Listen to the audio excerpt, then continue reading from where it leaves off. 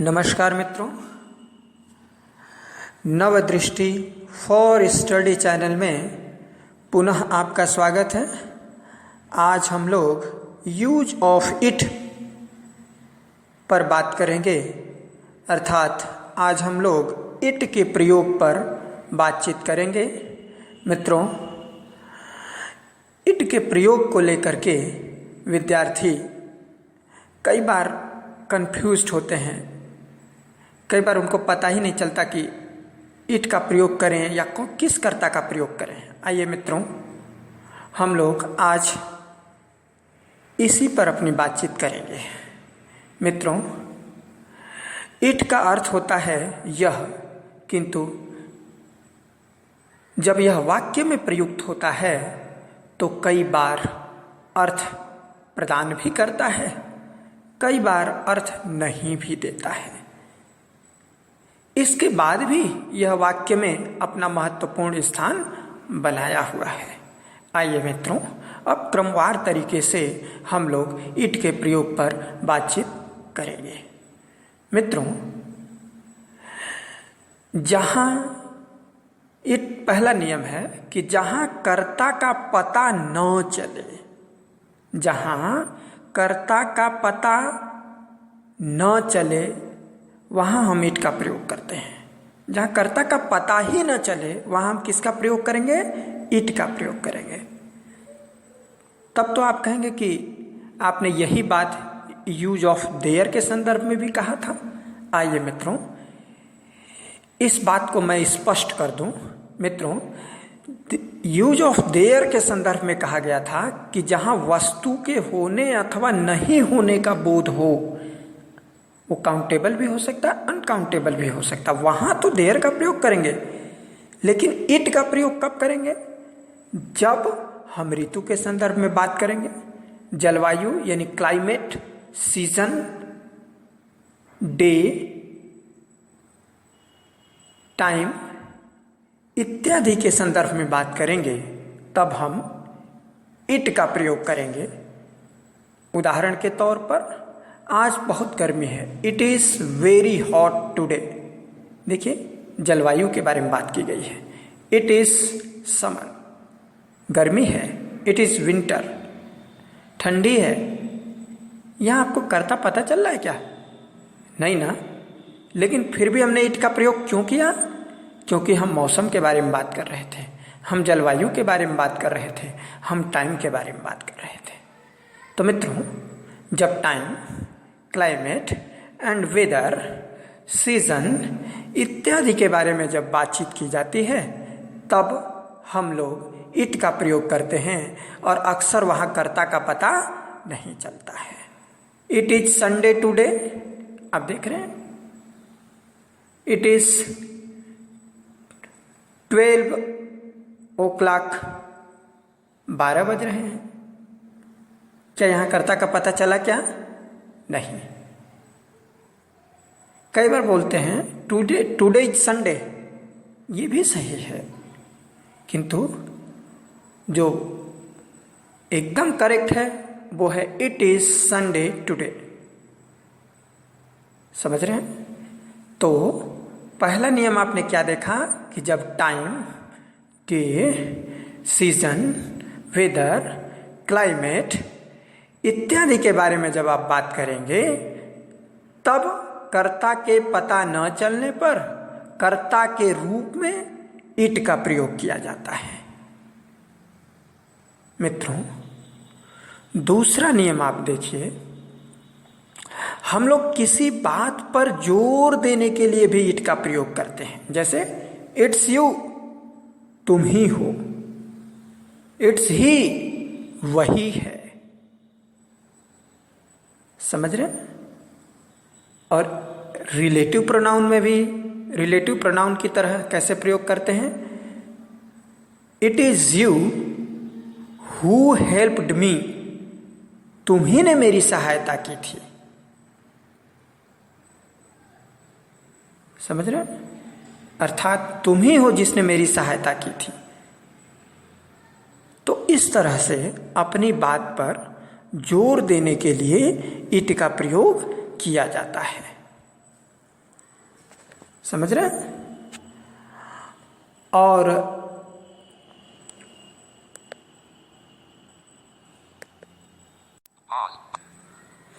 सामान्य बातचीत के दौरान भी आप किसी बात पर जोर देने के लिए इट का प्रयोग करते हैं, जैसे it's wrong, it's right, it's this. हाँ गलत है, सही है, हाँ यही बात है। आप कहते हैं ना, yes it's right, yes it's wrong, yes it's this.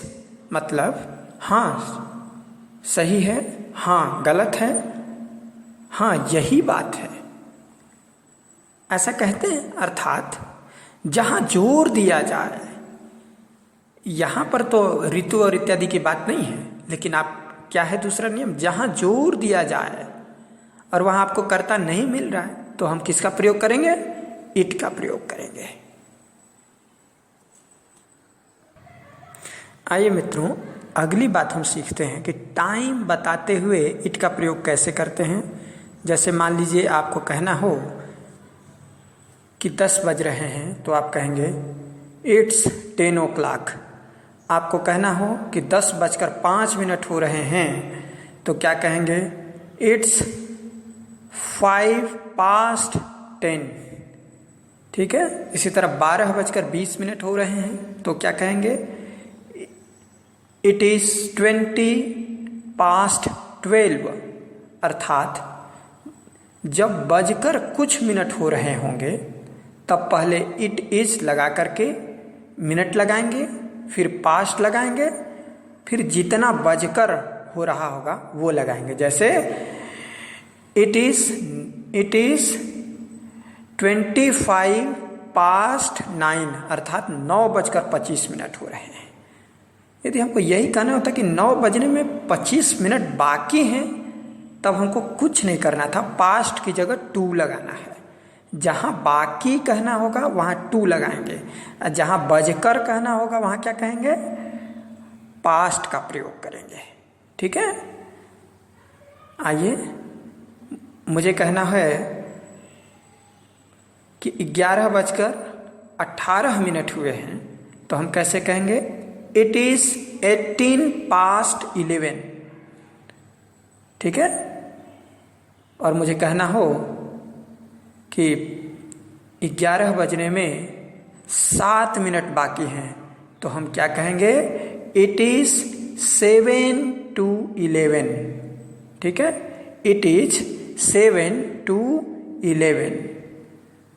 इसी तरह हमको कहना हो कि 11 बजने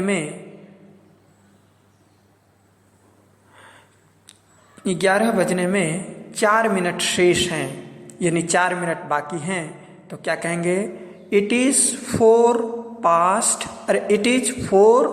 to 11, यानी 11 बजने में 4 मिनट बाकी हैं।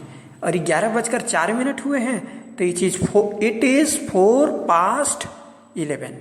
ठीक है। ये तो बाकी और होकर यानी बजकर इतना मिनट हुआ है, ये बात तो आप समझ गए।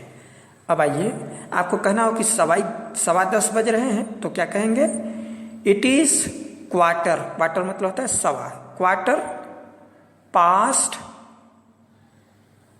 10। इट इज क्वार्टर past 10, यानी 10:15 हुए हैं। इस तरह हमको कहना हो 10:30 हुए हैं, तो half past, it is half past 10।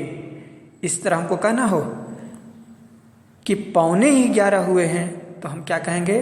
It is quarter half past 11। ठीक है। It is quarter half past 11। समझ गए? आइए और कुछ उदाहरण देख लें। मुझे कहना हो कि 8:15 बजे हैं, तो इट इज क्वार्टर past 8। ठीक है। इसी तरह कहना हो कि 8:30 बजे हैं, तो इट इज हाफ past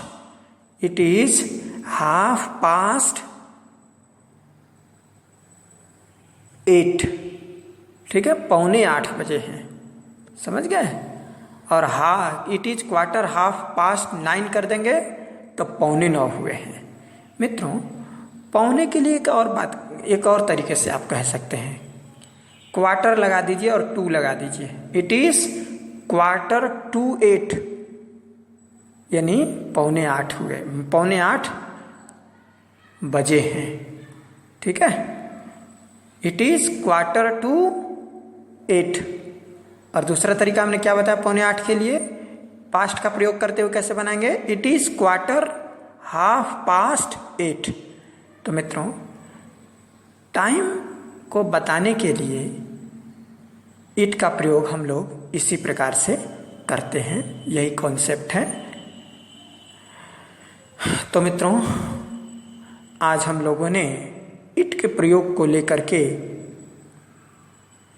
पहली बात तो ये सीखा कि इट का प्रयोग हम वहां करेंगे जहां कर्ता का कर्ता का पता न चले। इट का प्रयोग, पहली बात क्या सीखा हमने कि इट का प्रयोग हम वहां करेंगे जहां हमें कर्ता का पता न चले, लेकिन कब, जब हम ऋतु, टाइम अर्थात समय, वेदर यानी मौसम, क्लाइमेट यानी जलवायु, टाइम यानी समय इत्यादि के बारे में जब हम बातचीत करेंगे, तब हमें कर्ता के पता न चलने पर इट का प्रयोग करना पड़ता है या इट का प्रयोग किया जाता है। क्या सीखा हमने कि इट का प्रयोग हम वहां करेंगे जब हम वेदर, क्लाइमेट,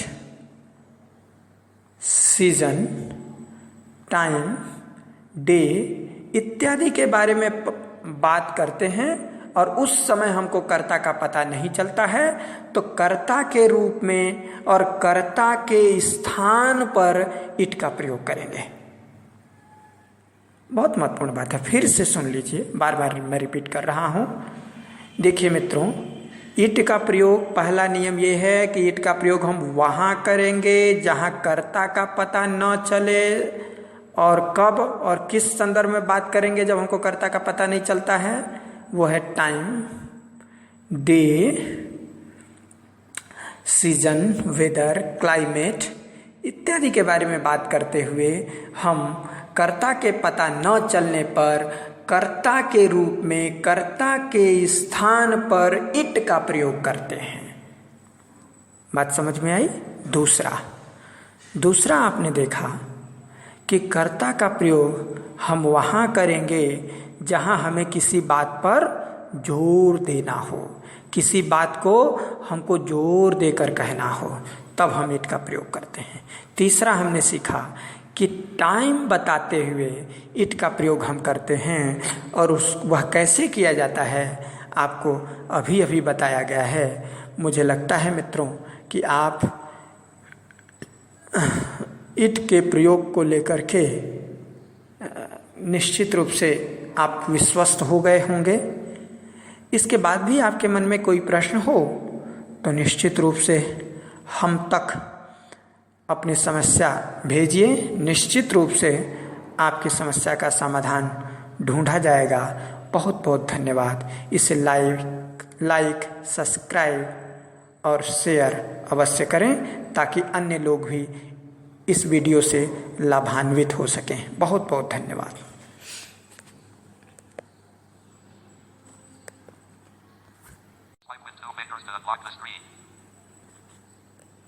Talkback suspended.